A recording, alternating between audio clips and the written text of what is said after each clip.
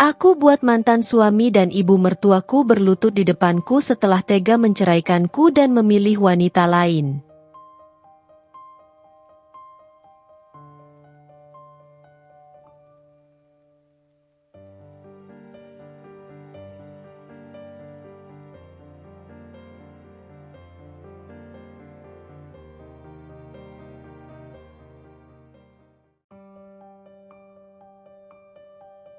Aku hanyalah seorang wanita biasa, lahir dan besar dalam keluarga sederhana. Tidak ada yang benar-benar istimewa dariku. Aku bukan berasal dari keluarga terpandang, bukan seseorang yang memiliki banyak harta, dan bukan pula wanita dengan kecantikan luar biasa yang bisa membuat kepala orang-orang menoleh setiap kali aku lewat. Hidupku berjalan seperti biasa, bangun pagi, bekerja, lalu pulang untuk menikmati waktu bersama keluarga. Aku tumbuh dalam keluarga yang hangat, meskipun kami tidak memiliki banyak hal. Ayah dan ibuku selalu mengajarkanku bahwa kebahagiaan sejati tidak terletak pada harta atau kemewahan, melainkan pada cinta dan kebersamaan. Aku percaya itu. Aku percaya bahwa selama seseorang mencintai dengan tulus, maka hidup akan terasa cukup. Aku tidak pernah membayangkan hidup yang penuh dengan kemewahan atau kisah cinta bak dongeng. Yang kuinginkan hanyalah hidup tenang bersama seseorang yang mencintaiku dengan setulus hati. Kemudian aku bertemu dengan Raka. Raka adalah kebalikan dari diriku.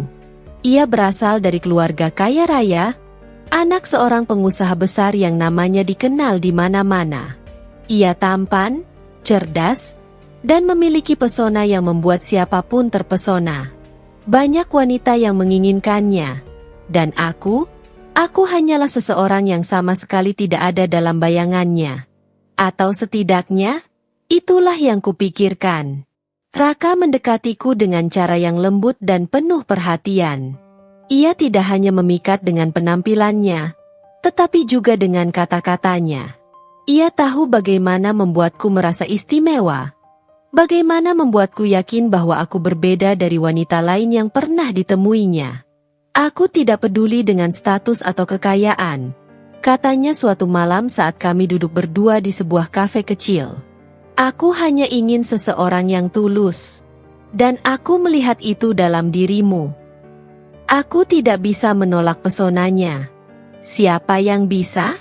Ketika seseorang seperti Raka, dengan segala kesempurnaannya, memilihku dari sekian banyak wanita yang lebih cantik dan lebih kaya. Bagaimana aku bisa tidak merasa beruntung?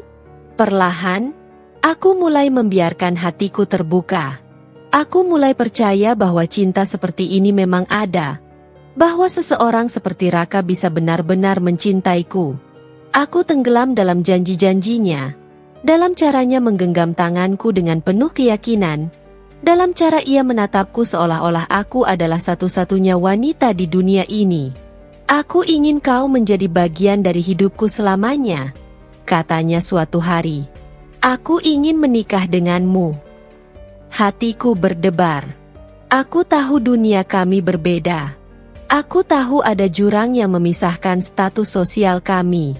Tetapi saat itu, aku memilih untuk percaya. Aku memilih untuk mengabaikan semua ketakutan yang ada di dalam diriku dan berpegangan pada kata-katanya. Aku menikah dengan Raka, berpikir bahwa ini adalah awal dari kisah yang indah. Aku membayangkan kehidupan pernikahan yang penuh dengan kebahagiaan, rumah yang hangat, tawa yang mengisi setiap sudut ruangan, pagi-pagi yang diawali dengan kecupan di kening, dan malam-malam yang berakhir dalam pelukan hangat. Aku pikir, aku telah menemukan cinta sejati. Aku pikir, aku akan bahagia. Tetapi aku salah pada awal pernikahan. Raka adalah suami yang sempurna. Ia selalu pulang tepat waktu, membawakan bunga atau hadiah kecil untukku. Setiap pagi, ia mencium keningku sebelum berangkat kerja dan mengirim pesan singkat saat siang hanya untuk memastikan aku sudah makan. Kami sering menghabiskan malam bersama, bercerita tentang hari kami, bercanda, dan saling tertawa seperti sepasang kekasih yang tidak bisa dipisahkan. Aku merasa seperti wanita paling beruntung di dunia. Namun, perlahan semuanya mulai berubah. Awalnya, perubahan itu kecil, nyaris tak kentara. Raka mulai pulang lebih larut dari biasanya, seringkali dengan alasan pekerjaan yang menumpuk. Aku berusaha memahami, mencoba menjadi istri yang baik, menyiapkan makanan hangat yang tetap kusajikan di meja meskipun ia datang tengah malam.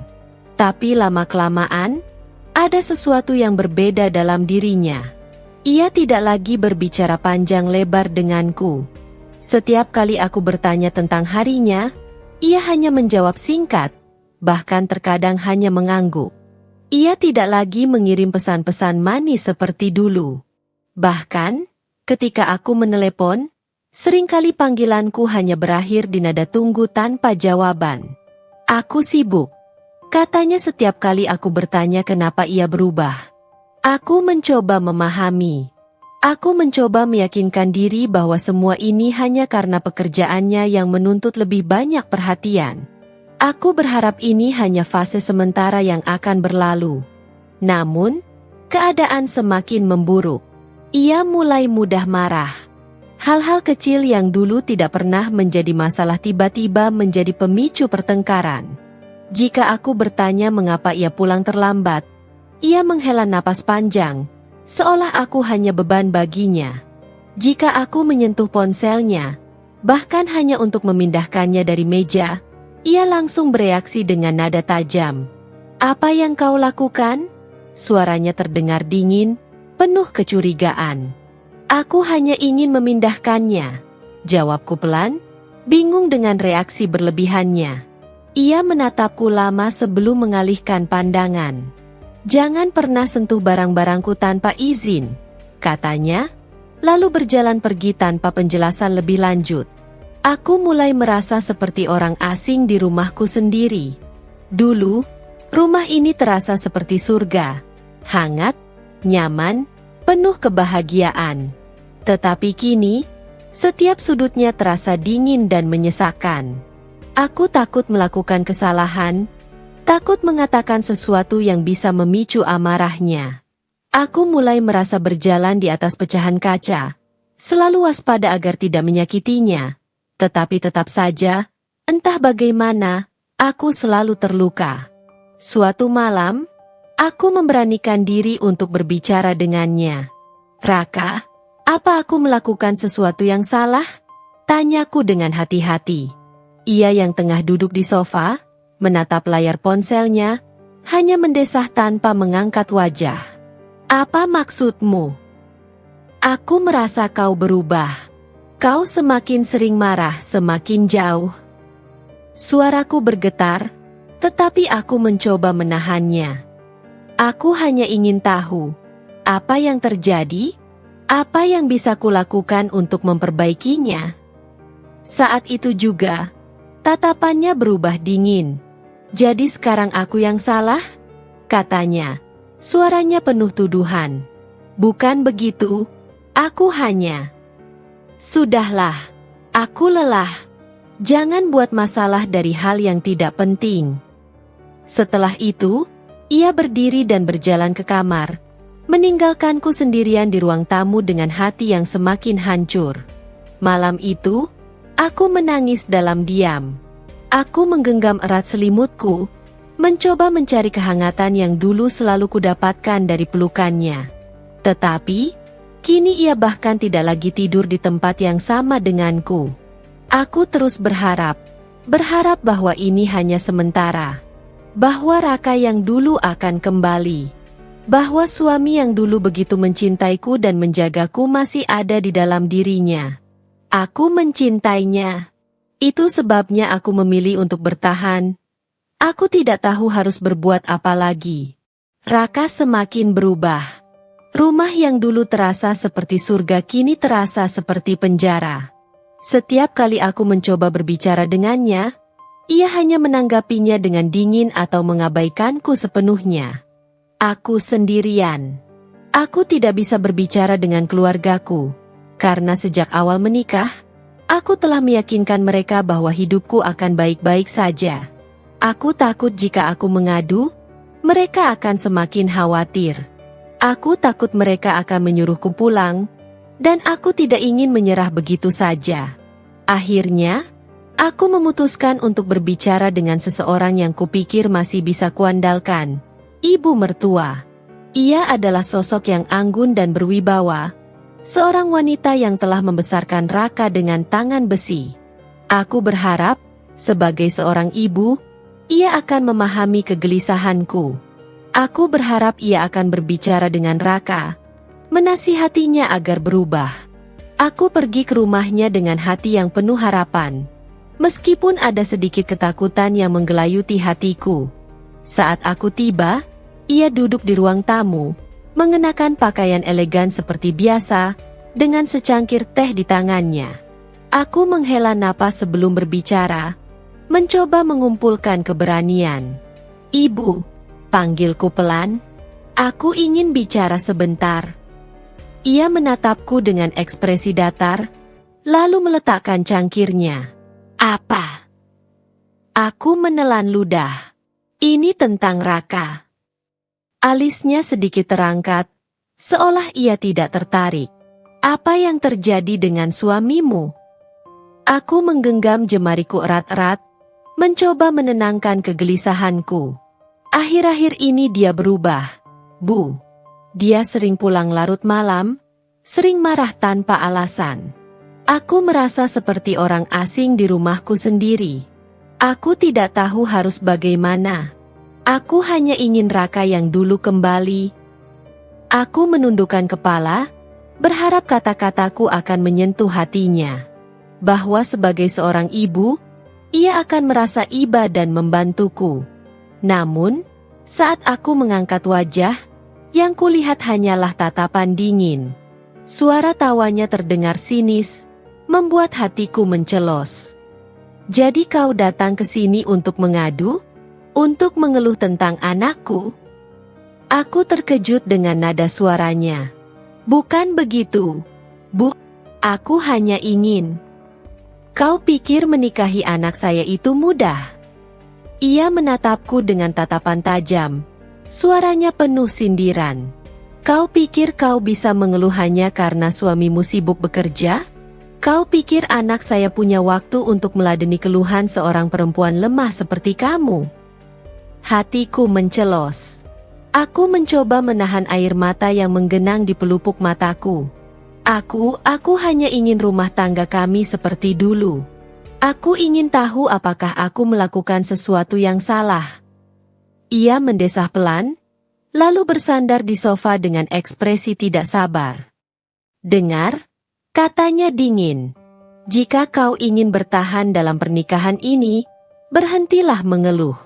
Anak saya bukan laki-laki biasa.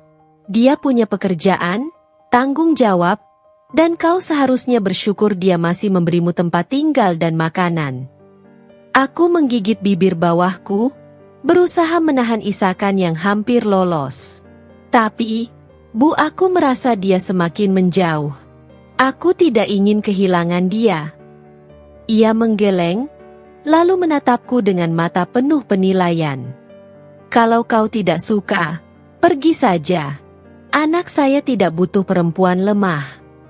Kata-katanya menghantam hatiku lebih keras dari yang bisa kubayangkan. Aku terpaku, tak mampu berkata apa-apa. Aku datang dengan harapan, tetapi aku pulang dengan luka yang lebih dalam. Aku tidak hanya kehilangan suami, aku mencoba bertahan. Aku mencoba berpikir bahwa mungkin ini hanya fase dalam pernikahan kami, bahwa suatu hari Raka akan kembali seperti dulu. Aku mencoba menjadi istri yang lebih sabar, lebih pengertian, lebih kuat, seperti yang dikatakan ibu mertuaku. Namun, tidak peduli seberapa keras aku mencoba, jarak di antara kami semakin lebar. Raka semakin sering pulang larut malam. Jika dulu ia masih memberi alasan, kini ia bahkan tidak lagi repot-repot berbohong. Panggilan dan pesan dariku seringkali diabaikan. Jika aku bertanya, ia hanya menjawab singkat, atau bahkan hanya menghela napas seolah aku adalah gangguan dalam hidupnya. Aku mulai bertanya-tanya, apakah ada orang lain? Aku mencoba menepis pikiran itu. Aku mencoba mempercayainya. Tapi semakin hari, perasaan itu semakin menggangguku. Seolah-olah ada sesuatu yang berteriak dalam benakku, menyuruhku untuk membuka mata. Kemudian, pada suatu malam, kecurigaanku berubah menjadi kenyataan. Seorang kenalan, seorang teman lama yang tak sengaja bertemu denganku di pasar, menatapku dengan ragu sebelum akhirnya berkata, "Aku tidak tahu apakah aku harus memberitahumu ini, tapi aku sering melihat Raka bersama seorang wanita." Jantungku berdegup kencang. "Apa maksudmu?" "Mereka sering terlihat di sebuah restoran di pusat kota. Aku kira itu bukan urusan siapa-siapa, tapi mereka terlihat mesra." Aku ingin menyangkal. Aku ingin berkata bahwa itu tidak mungkin, bahwa Raka mencintaiku, bahwa ia tidak akan mungkin mengkhianatiku seperti itu. Namun, dalam hati, aku tahu. Malam itu, aku tidak bisa tidur. Aku terbaring di tempat tidur yang dingin dan kosong, menatap langit-langit dengan pikiran yang penuh. Aku harus tahu kebenarannya. Aku harus melihatnya dengan mataku sendiri. Keesokan harinya, aku berbohong kepada Raka, mengatakan bahwa aku akan mengunjungi seorang teman. Tetapi sebenarnya, aku pergi ke tempat yang disebutkan temanku. Aku duduk di dalam mobil, menunggu dengan hati yang berdebar kencang. Dan kemudian aku melihatnya. Raka keluar dari mobil mewahnya, mengenakan kemeja mahal yang rapi. Ia tidak sendirian. Seorang wanita cantik turun dari mobil yang sama, mengenakan gaun anggun, rambutnya tertata sempurna, wajahnya bersinar dengan senyum yang penuh kebahagiaan. Mereka berjalan berdampingan. Lalu mereka bergandengan tangan. Dadaku terasa sesak. Aku ingin berpikir bahwa mungkin itu hanya pertemanan biasa. Mungkin aku hanya salah paham. Tapi kemudian, aku melihatnya tertawa, membelai rambut wanita itu dengan lembut. Sesuatu yang sudah lama tidak ia lakukan kepadaku. Aku tidak lagi ada dalam hidupnya. Aku hanyalah bayangan yang ia tinggalkan. Aku menggigit bibirku, berusaha menahan air mata yang menggenang. Hatiku hancur berkeping-keping saat melihatnya memperlakukan wanita itu dengan cara yang dulu hanya ia lakukan kepadaku. Aku ingin marah. Aku ingin keluar dari mobil dan berteriak padanya, menuntut jawaban. Tapi aku tidak bisa. Aku hanya duduk diam, menyaksikan suamiku yang dulu begitu kucintai, yang dulu berjanji akan melindungiku, kini menggenggam tangan wanita lain seolah-olah aku tidak pernah ada dalam hidupnya. Malam itu, aku pulang dengan hati yang hancur. Aku tidak lagi bertanya-tanya. Aku menunggu Raka pulang malam itu. Tidak seperti biasanya, kali ini aku tidak akan diam. Aku tidak akan pura-pura buta. Aku tidak akan membiarkan diriku terus dipermainkan. Ketika suara mobilnya terdengar di depan rumah, aku segera berdiri. Aku bisa merasakan jantungku berdetak kencang. Tapi aku mencoba menenangkan diri. Aku harus mendapatkan jawaban. Raka masuk ke dalam rumah tanpa melihat ke arahku. Seperti biasanya. Ia melepas jam tangannya dan berjalan melewatiku, seolah aku tidak ada. "Raka." Ia berhenti, tapi tidak menoleh. "Kita perlu bicara," kataku dengan suara bergetar.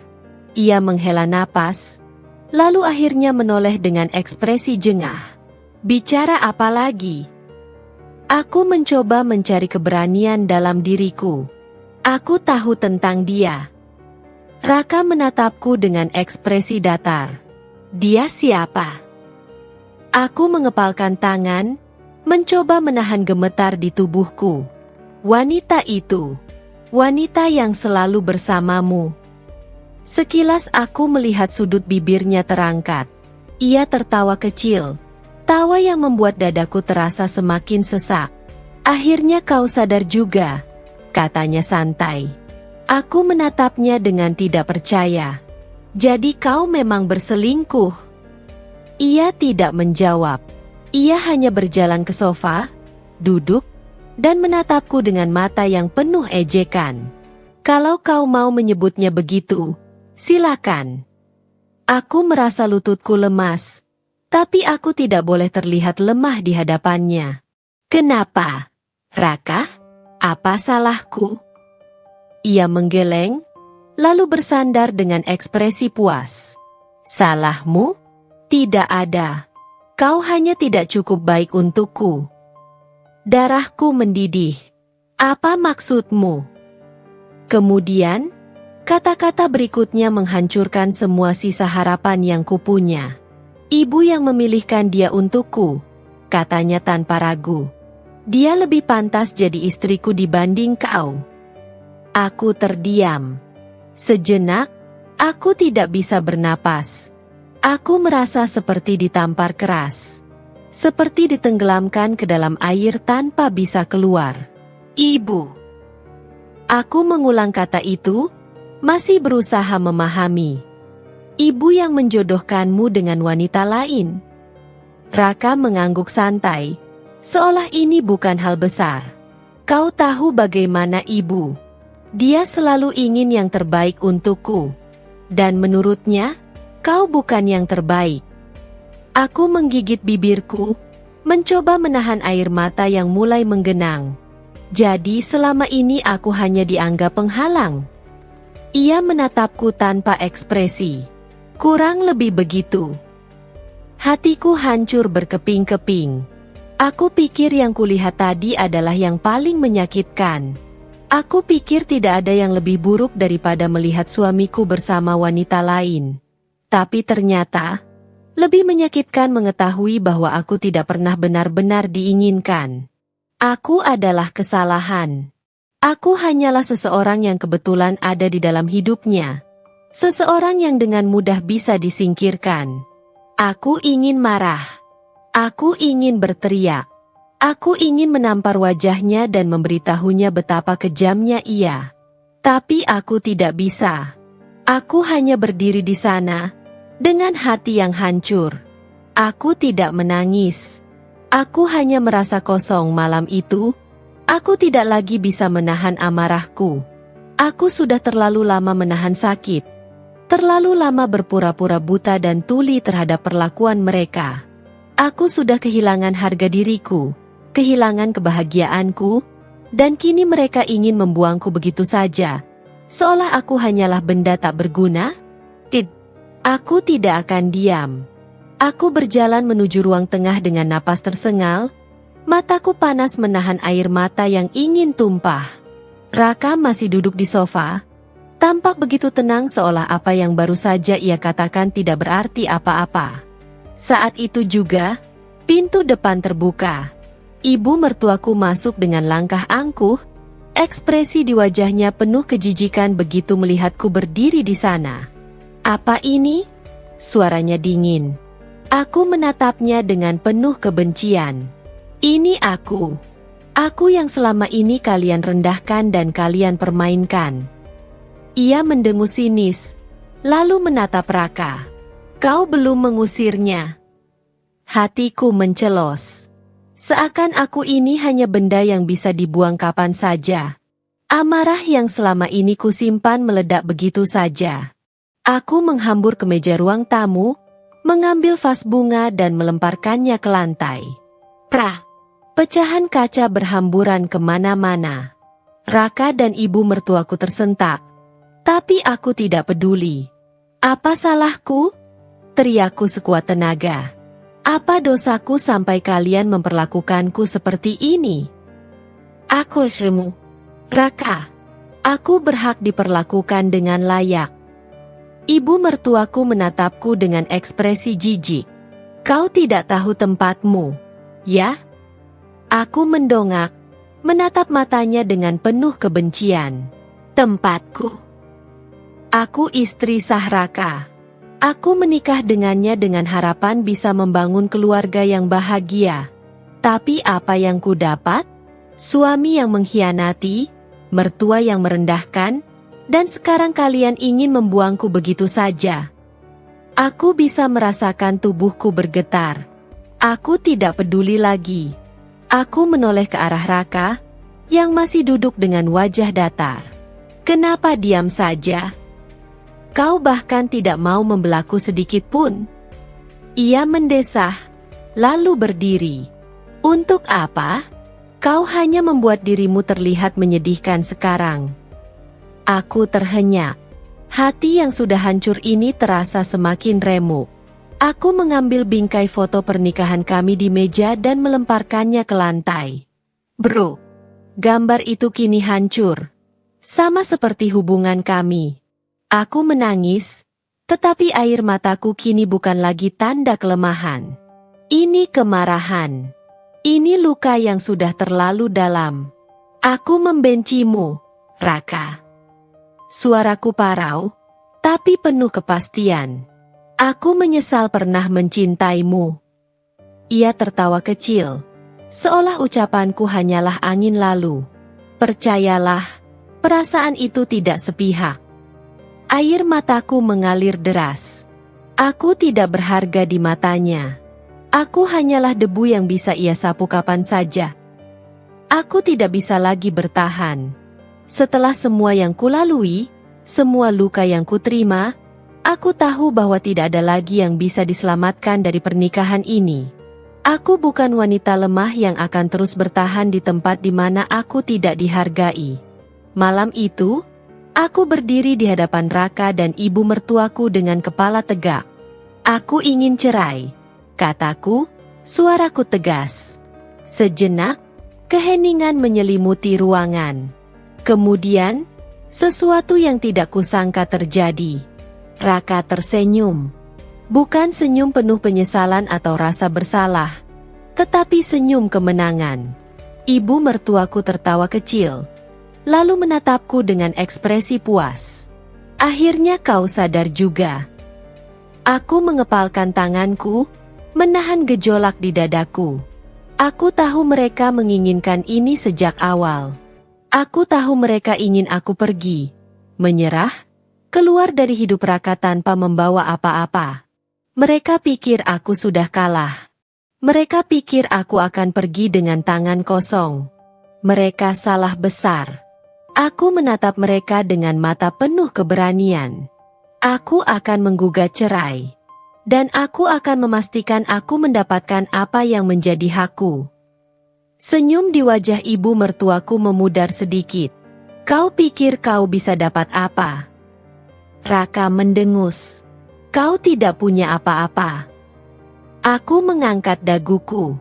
Aku istrimu yang sah. Aku punya hak atas harta yang kita bangun bersama selama pernikahan ini. Kau pikir aku akan pergi begitu saja setelah semua yang kau lakukan? Raka tertawa sinis. Kau tidak akan bisa melawan keluargaku. Aku tersenyum dingin. Kau meremehkanku, Raka. Kau lupa bahwa aku bukan lagi wanita lemah yang bisa kau injak-injak. Aku melihat keraguan sekilas di matanya. Aku tidak peduli betapa kayanya keluarganya. Aku tidak peduli berapa banyak orang yang mereka punya untuk melawanku. Aku sudah siap. Aku sudah tahu langkah yang harus kuambil. Aku akan pergi, tapi aku tidak akan pergi dalam keadaan hancur. Aku akan pergi dengan harga diri dan kekuatan yang baru. Dan mereka akan menyesal telah meremehkanku. Aku pergi jauh. Bukan hanya meninggalkan rumah itu, bukan hanya meninggalkan Raka dan keluarganya, tetapi aku juga meninggalkan semua kenangan pahit yang pernah menghancurkanku.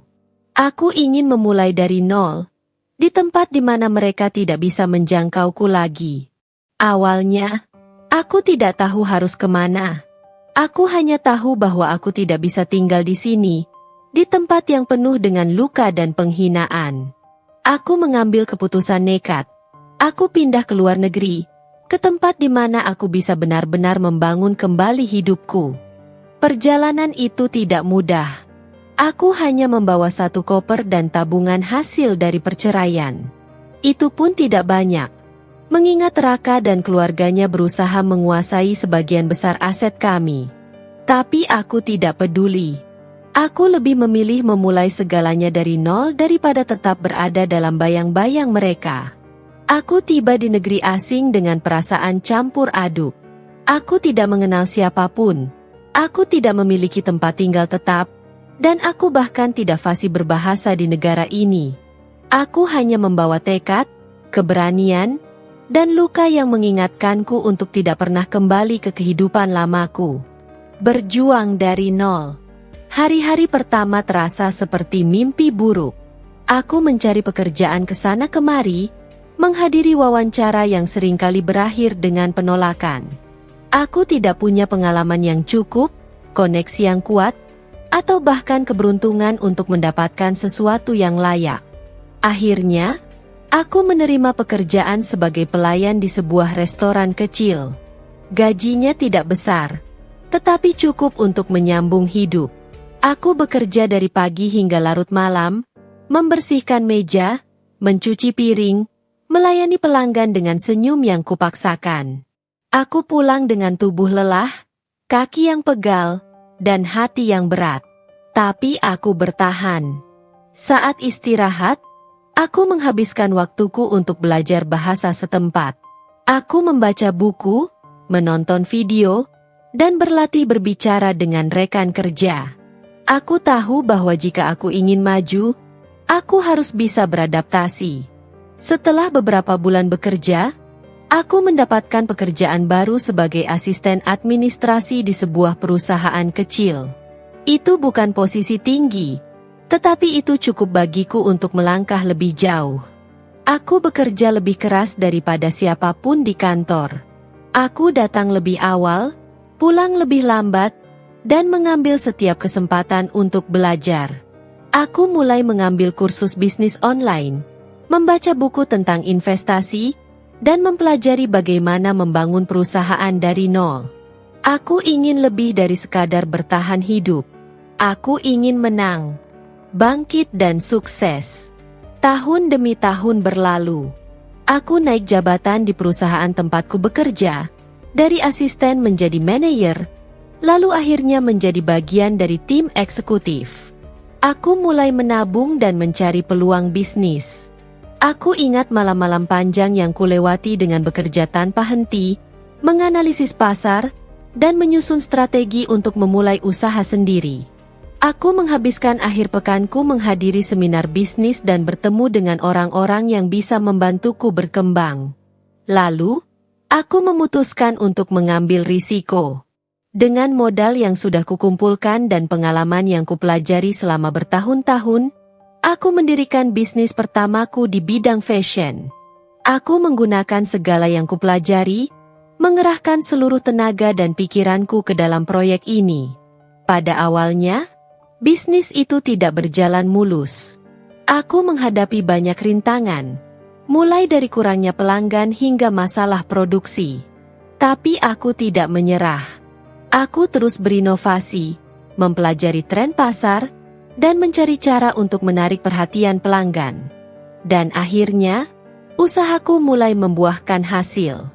Bisnisku berkembang pesat, menarik perhatian investor, dan menjadi salah satu brand fashion yang paling dicari di kota itu. Aku membuka beberapa cabang, memperluas bisnis ke bidang lain, dan akhirnya membangun sebuah kerajaan bisnis yang stabil. Aku menjadi wanita sukses, dengan kekayaan yang bahkan lebih besar dari keluarga mantan suamiku. Aku sudah menang.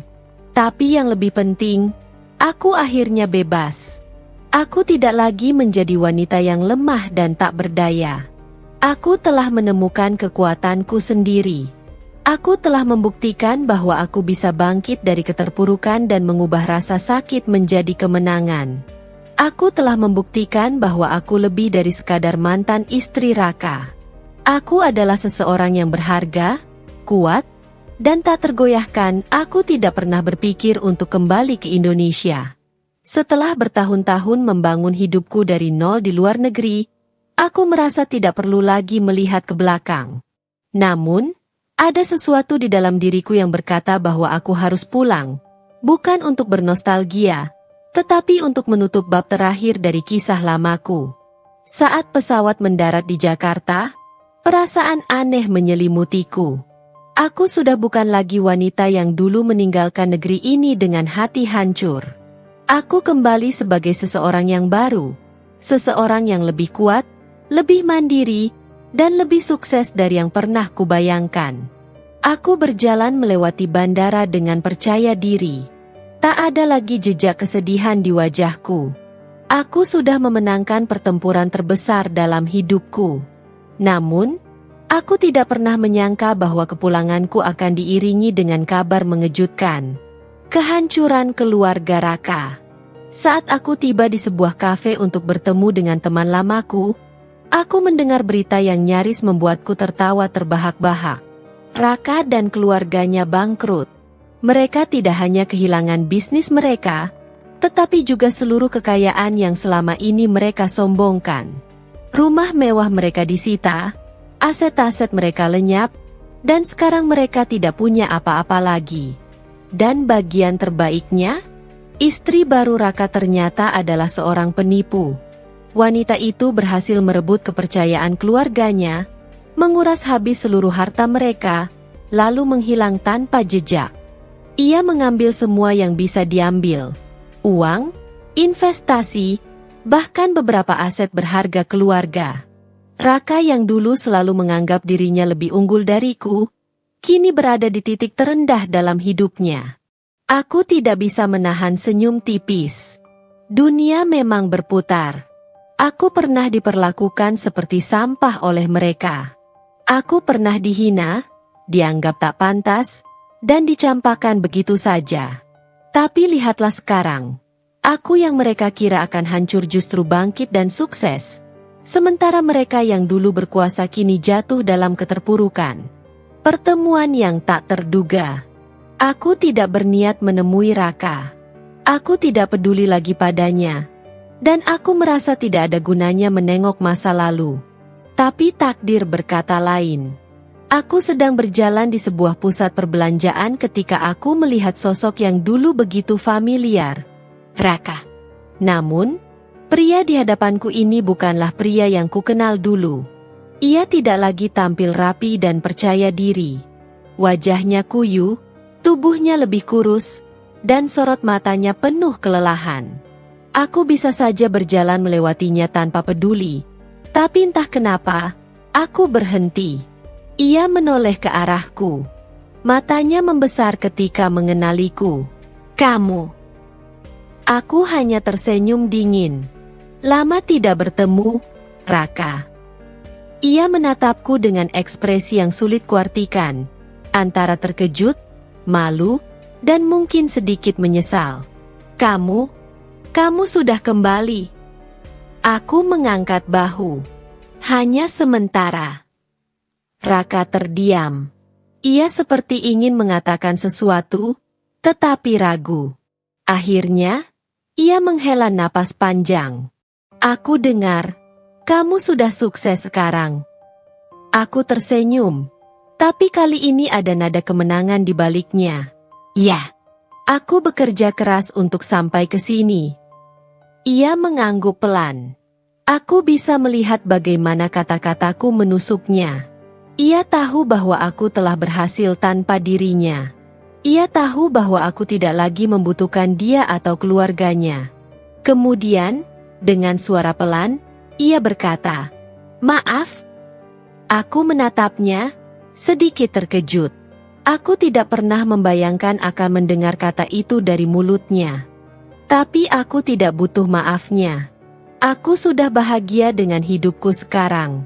Aku sudah meninggalkan luka-luka lama, dan aku tidak perlu pengakuan darinya untuk merasa berharga. Aku hanya tersenyum. Semoga kamu bisa belajar dari semua ini, Raka. Tanpa menunggu jawabannya, aku berbalik dan berjalan pergi. Untuk pertama kalinya dalam hidupku, aku merasa benar-benar bebas hari itu. Aku sedang menikmati sore yang tenang di rumahku. Rumah mewah yang kubangun sendiri, dengan hasil kerja keras dan pengorbanan yang tak terhitung. Setiap sudutnya adalah bukti dari perjuanganku. Tidak ada satupun bagian dari rumah ini yang berasal dari belas kasihan orang lain. Aku sedang duduk di teras, menikmati secangkir teh hangat, ketika suara bel pintu berbunyi. Aku berjalan ke arah pintu, tak menyangka bahwa momen ini akan menjadi salah satu peristiwa paling ironis dalam hidupku. Saat aku membuka pintu, di sana mereka berdiri. Raka, ibu mertuaku, ayahnya. Mereka tampak lusuh, jauh berbeda dari sosok yang dulu selalu tampil angkuh dan berkelas. Pakaian mereka tak lagi mahal. Wajah mereka penuh kelelahan dan kerendahan hati yang tidak pernah kulihat sebelumnya. Untuk beberapa detik, kami hanya saling menatap. Aku bisa melihat ketidakpercayaan di mata mereka.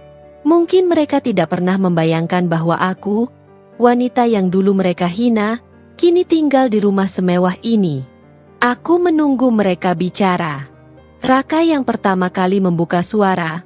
Suaranya pelan dan penuh rasa malu. Kami ingin bicara denganmu. Aku bersedekap. Tentang apa? Ibu mertuaku, yang dulu selalu menganggapku tidak pantas untuk anaknya, kini menundukkan kepala. Kami butuh bantuanmu. Aku tidak terkejut. Aku sudah mendengar kabar tentang kehancuran mereka.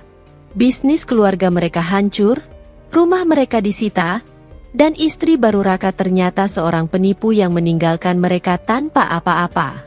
Sekarang mereka berdiri di hadapanku, meminta sesuatu yang dulu tidak pernah mereka berikan, belas kasihan. Bantuan apa yang kalian maksud? Tanyaku datar. Raka menelan ludah sebelum menjawab. Kami sudah kehilangan segalanya. Kami tidak punya tempat tinggal. Kami tidak punya uang. Kami benar-benar jatuh. Dan, ia menghela napas, seolah sulit mengakui kenyataan ini. Kami tidak tahu harus kemana lagi. Aku menatap mereka satu persatu. Orang-orang yang dulu menganggapku tidak berharga. Orang-orang yang dulu menertawakan saat aku pergi dengan tangan kosong. Orang-orang yang dulu tak peduli ketika aku menangis dan dihancurkan oleh keegoisan mereka. Sekarang, mereka berdiri di depan pintuku, mengemis bantuan dariku. Ironis, bukan? Apa kalian ingat? Tanyaku, suaraku tetap tenang. Dulu aku datang kepada kalian, meminta sedikit pengertian, sedikit belas kasihan. Tapi yang kudapat hanya hinaan dan penghinaan. Ibu mertuaku menggigit bibirnya, tak mampu membantah. Aku ingat betul bagaimana aku diperlakukan di rumah kalian. Lanjutku. Bagaimana aku tidak pernah dianggap sebagai bagian dari keluarga. Bagaimana aku harus menelan semua cemoohan kalian setiap hari. Aku menatap Raka. Dan kali ini aku bisa melihat rasa bersalah yang nyata di matanya. Aku ingat saat aku meminta cerai. Dan kalian semua tersenyum puas seolah aku ini sampah yang akhirnya dibuang. Aku tertawa kecil. Namun tidak ada kebahagiaan di dalamnya. Sekarang kalian datang ke rumahku, meminta bantuanku. Hening. Mereka tidak bisa membantah apapun. Aku bisa melihat air mata mulai menggenang di mata ibu mertuaku. Wanita yang dulu penuh kebanggaan itu kini tampak seperti seseorang yang telah kehilangan segalanya. Dulu, aku mungkin akan bermimpi tentang momen ini. Momen di mana aku bisa membalas dendam. Momen di mana aku bisa menunjukkan bahwa aku lebih baik tanpa mereka. Tapi sekarang aku sadar, aku tidak butuh balas dendam. Aku sudah menang sejak lama. Aku menarik napas panjang dan menatap mereka. Aku tidak akan memberi kalian uang, kataku tegas. Aku tidak akan membiarkan kalian tinggal di rumahku. Raka menunduk dalam. Ibu mertuaku menggigit bibir, seolah ingin mengatakan sesuatu, tetapi menahannya. Tapi, lanjutku, aku akan memberikan kalian satu kesempatan. Mereka mengangkat wajah mereka, menatapku dengan penuh harap. Aku bisa memberikan kalian pekerjaan di salah satu perusahaanku, kataku. Bukan pekerjaan yang mewah. Kalian harus mulai dari bawah, seperti aku dulu. Raka tampak terkejut. Kau bersedia membantu? Aku mengangkat bahu. Aku tidak seperti kalian. Aku tahu bagaimana rasanya jatuh. Dan aku tahu bagaimana rasanya harus bangkit sendiri. Mereka terdiam, mungkin tidak menyangka bahwa aku masih bisa menunjukkan sedikit kebaikan setelah semua yang mereka lakukan padaku. Aku melanjutkan, kalau kalian benar-benar ingin memperbaiki hidup, kalian akan mengambil kesempatan ini. Tapi kalau kalian masih berpikir bahwa kalian terlalu tinggi untuk bekerja keras, maka kalian bisa pergi sekarang. Aku menatap mereka satu persatu, menunggu jawaban mereka. Akhirnya, setelah beberapa detik yang terasa begitu panjang, Raka mengangguk pelan. Aku akan menerimanya. Ibu mertuaku tampak ragu, tetapi akhirnya, dengan suara nyaris tak terdengar, ia berkata, "Terima kasih." Aku tersenyum tipis. Dulu, aku adalah seseorang yang mereka hina dan buang. Sekarang, aku adalah seseorang yang mereka butuhkan. Aku menatap mereka, tidak tergerak sedikitpun oleh air mata yang mengalir di wajah ibu mertuaku.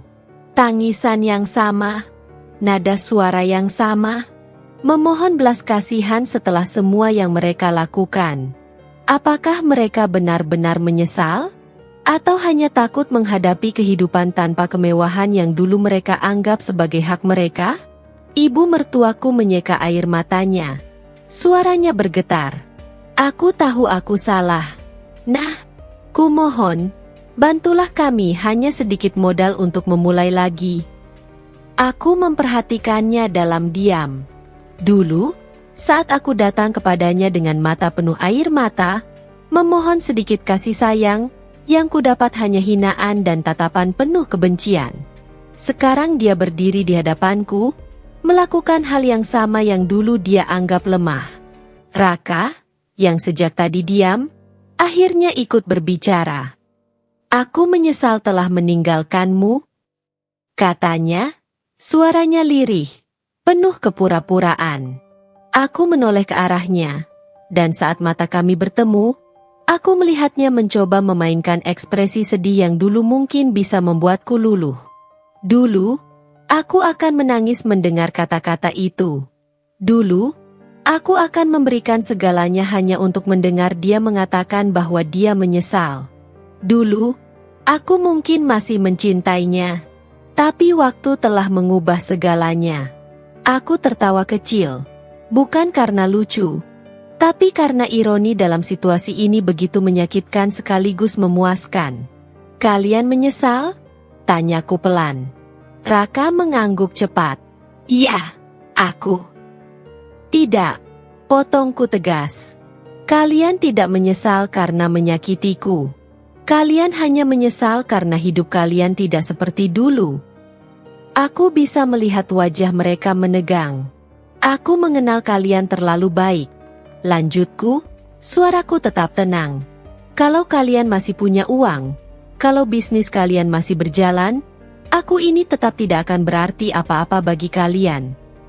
Ibu mertuaku membuka mulutnya, ingin membantah, tapi aku mengangkat tangan, menghentikannya. Jangan bohong, kataku tajam. Jangan mencoba meyakinkanku dengan tangisan palsu itu. Raka mengepalkan tangannya. Mungkin tidak terbiasa dipermalukan seperti ini. Dulu, dia bisa membuatku merasa kecil hanya dengan satu tatapan. Sekarang, dia tidak bisa lagi menyentuhku, bahkan dengan kata-kata. Aku menarik napas panjang, mencoba menenangkan diri. Bukan karena aku marah, tapi karena aku muak dengan kebohongan mereka. Kalian tahu apa yang membedakan kita sekarang? Tanyaku. Mataku menatap lurus ke arah mereka. Dulu aku jatuh dan bangkit sendiri. Sementara kalian jatuh, dan satu-satunya hal yang bisa kalian lakukan adalah menangis dan meminta orang lain menolong kalian. Hening. Aku melanjutkan, aku sudah menawarkan pekerjaan pada kalian. Kalau kalian benar-benar ingin berubah, kalian akan mengambil kesempatan itu. Ibu mertuaku terdiam, wajahnya mengeras. Mungkin karena dia sadar aku tidak akan memberikan mereka apa yang sebenarnya mereka inginkan. Uang dengan cara instan. Raka menunduk. Gengsinya jelas berperang dengan kenyataan yang harus dia hadapi. Aku tidak menunggu lebih lama. Keputusan ada di tangan kalian, kataku sambil melangkah mundur ke dalam rumah. Tapi satu hal yang pasti, aku tidak akan jatuh 2 kali untuk orang yang sama. Tanpa menunggu jawaban mereka, aku menutup pintu. Tangisan di luar masih terdengar. Tapi kali ini, aku tidak peduli. Aku tersenyum tipis, menatap mereka yang berdiri di depan rumahku. Dulu mereka memandangku rendah, sekarang mereka yang meminta belas kasihan. Ah, betapa dunia ini berputar begitu indah. Aku ingat malam-malam panjang di mana aku menangis dalam kesepian, berharap ada seseorang yang peduli. Aku ingat bagaimana ibu mertuaku berkata aku tidak pantas menjadi bagian dari keluarga mereka. Aku ingat bagaimana Raka membuangku seolah aku ini sampah. Dan sekarang, aku yang berdiri tegak di hadapan mereka, sementara mereka meratap di kakiku. Aku tertawa kecil, pelan namun penuh arti. Dulu kalian bilang aku tidak pantas, kataku dengan nada ringan, seolah mengingatkan sesuatu yang seharusnya mereka tahu. Mata ibu mertuaku melebar, wajahnya sedikit memerah, mungkin karena malu atau marah, atau keduanya. Raka menggertakkan giginya, jelas tidak suka melihatku dalam posisi yang lebih tinggi darinya. Sekarang, lanjutku, suaraku lebih tegas, kalian juga tidak pantas mendapat bantuanku. Aku melihat bagaimana ekspresi mereka berubah. Tangisan ibu mertuaku berhenti seketika. Raka mengepalkan tangannya, wajahnya mengeras. Mereka tahu aku benar. Aku tidak perlu membalas mereka dengan cara kotor. Aku tidak perlu menghancurkan mereka dengan tanganku sendiri. Dunia sudah melakukannya untukku. Dan aku hanya perlu menikmati hasilnya. Mereka datang kepadaku berharap aku akan menjadi gadis lemah yang dulu mereka kenal. Seseorang yang bisa mereka injak-injak semau mereka. Tapi aku sudah bukan aku yang dulu. Aku mengangkat daguku, memandang mereka tanpa rasa takut atau ragu. Aku sudah memberi kalian kesempatan, kataku, tapi kalian lebih memilih untuk tetap sombong. Aku menghela napas panjang, seolah menimbang sesuatu. Lalu aku menggeleng pelan. Aku tidak punya alasan untuk membantumu, Raka, kataku dengan nada lembut, tapi menusuk. Dan aku tidak punya alasan untuk peduli pada keluargamu. Raka mencoba mengatakan sesuatu, tapi aku mengangkat tangan, menghentikannya. Aku tidak membencimu, kataku sambil tersenyum. Aku hanya tidak peduli lagi. Dan dengan kata-kata itu, aku menutup pintu di hadapan mereka, meninggalkan mereka dalam kehancuran yang dulu mereka ciptakan sendiri. Aku berbalik, berjalan masuk ke rumah mewahku. Tidak, ini bukan balas dendam. Aku melihat wajah mereka yang berubah pucat pasi. Mereka tak lagi memiliki tempat untuk menyembunyikan rasa malu dan kekalahan. Dulu, mereka berdiri angkuh di atas kehancuranku. Sekarang, aku yang berdiri tegak sementara mereka terpuruk dalam kehinaan. Aku bangkit dari kursiku, membiarkan kesunyian memenuhi ruangan selama beberapa detik. Aku ingin mereka benar-benar merasakan betapa rendahnya posisi mereka sekarang. Keluar dari rumahku. Suara tenangku memecah keheningan. Ibu mertuaku menegang. Raka menatapku dengan mata terbelalak. Apa? Suara Raka terdengar bergetar, entah karena marah atau takut. Aku menatapnya tanpa ekspresi. Aku tidak sudi menolong orang-orang yang dulu memperlakukanku seperti sampah. Ibu mertuaku langsung berlutut. Tangannya gemetar saat mencoba meraih ujung gaunku. Nak, tolong. Kami benar-benar tidak punya apa-apa lagi. Kami sudah kehilangan semuanya. Aku mundur selangkah, menjauh dari sentuhannya. Dulu, saat aku menangis dan memohon, "Apa kau peduli?" tanyaku tajam. Ibu mertuaku terdiam, wajahnya semakin pucat. Raka mengepalkan tangannya, suaranya penuh amarah yang tertahan. "Jadi ini caramu membalas dendam?" Aku mengangkat alis, lalu tersenyum kecil. "Ini bukan balas dendam, Raka." Aku mendekatkan wajahku sedikit kepadanya. "Ini karma." Aku berbalik dan memberi isyarat kepada satpam di depan rumah. Dua orang pria berbadan tegap segera mendekat. "Tolong antar mereka keluar. Pastikan mereka tidak kembali lagi," ucapku tanpa menoleh. Ibu mertuaku langsung menangis histeris. "Tolong, Nak, aku mohon." Tapi aku tidak peduli. Aku mendengar suara Raka mengumpat pelan saat kedua satpam mulai menggiring mereka keluar. "Dasar perempuan tidak tahu diri. Kalau bukan karena aku, kau tidak akan jadi seperti ini." Raka berteriak. Suaranya penuh amarah dan keputusasaan. Aku berbalik dan menatapnya tajam. "Kau benar, Raka. Kalau bukan karena kau menghancurkanku dulu, aku tidak akan tumbuh sekuat ini." Raka terdiam, wajahnya merah karena marah. Aku menatapnya dengan dingin untuk terakhir kalinya sebelum membalikkan badan, melangkah pergi tanpa melihat ke belakang. Di luar, suara ibu mertuaku yang menangis dan suara Raka yang mengumpat masih terdengar samar. Tapi aku tidak peduli. Mereka sudah mendapatkan apa yang pantas mereka terima. Dan aku sudah bebas. Aku berdiri di ambang pintu, menyaksikan mereka berjalan pergi dengan kepala tertunduk. Pakaian mereka lusuh, langkah mereka berat, dan harga diri yang dulu mereka banggakan kini telah hancur berkeping-keping. Dulu, aku yang merasakan kehancuran itu. Dulu, aku yang menangis dalam kegelapan tanpa ada siapapun yang peduli. Tapi kini, semua telah berbalik. Ada kelegaan yang mengalir di dalam dadaku. Aku telah memenangkan pertarungan ini, bukan hanya dengan kekayaan, tetapi dengan harga diri yang tidak bisa mereka injak lagi. Namun, saat aku menutup pintu dan berjalan kembali ke dalam rumah, aku menyadari sesuatu. Rasa puas yang kuharapkan ternyata belum sepenuhnya datang. Luka itu masih ada. Tidak lagi menyakitkan, tapi tetap ada. Aku menghela napas panjang. Mungkin tidak ada kemenangan yang benar-benar sempurna. Mungkin kebahagiaan sejati bukan tentang melihat mereka jatuh, tapi tentang bagaimana aku bisa terus melangkah tanpa perlu menoleh ke belakang lagi. Aku melirik ke arah cermin di dinding, menatap bayanganku sendiri. Aku bukan lagi wanita yang lemah dan tak berdaya. Aku telah bertahan, aku telah berjuang, dan aku telah menjadi seseorang yang bahkan tidak pernah kuimpikan dulu. Dan itu sudah lebih dari cukup. Dengan senyum tipis di wajahku, aku berjalan menuju jendela, menatap langit senja yang mulai meredup.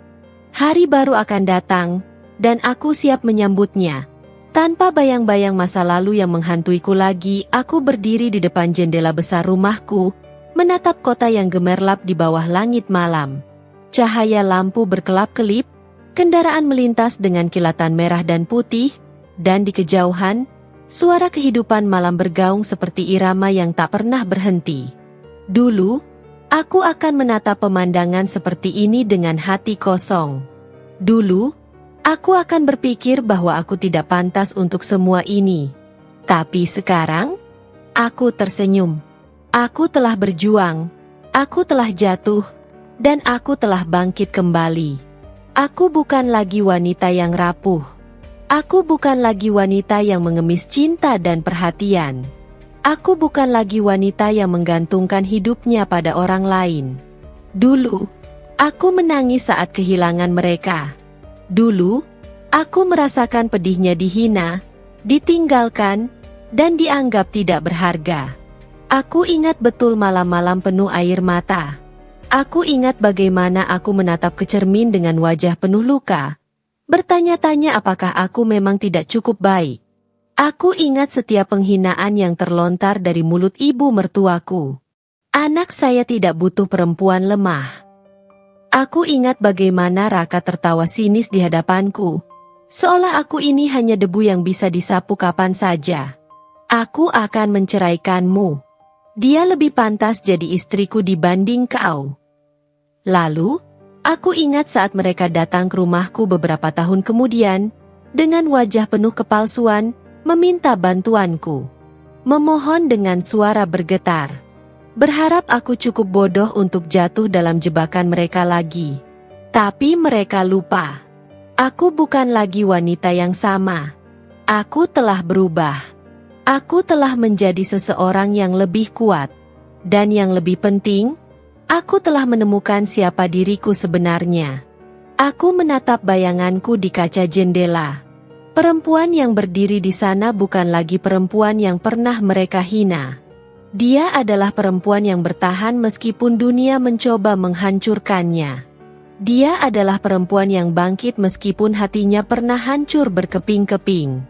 Dia adalah perempuan yang tidak membutuhkan siapapun untuk membuatnya merasa berharga. Aku telah menemukan kekuatanku sendiri. Aku mengambil napas dalam-dalam, membiarkan rasa puas menyelimuti hatiku. Mereka boleh saja datang, menangis, meminta belas kasihan. Tapi aku tidak akan pernah kembali ke masa lalu. Aku bukan lagi wanita yang lemah. Aku tidak butuh mereka. Aku tidak akan pernah membutuhkannya. Dengan langkah mantap, aku membalikan badan dan berjalan pergi dari jendela, meninggalkan bayang-bayang masa lalu di belakangku. Masa depanku sudah menunggu. Dan untuk pertama kalinya dalam hidupku, aku benar-benar bebas.